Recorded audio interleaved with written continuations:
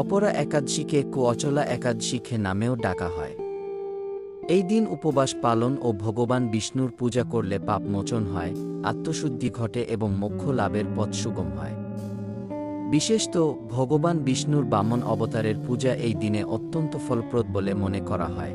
আধ্যাত্মিক গুরুত্ব: অপরা একাদশী শুধুমাত্র উপবাসের দিন নয়, এটি আত্মশুদ্ধি, পাপ মোচন এবং আধ্যাত্মিক উন্নতির জন্য একটি বিশেষ সুযোগ।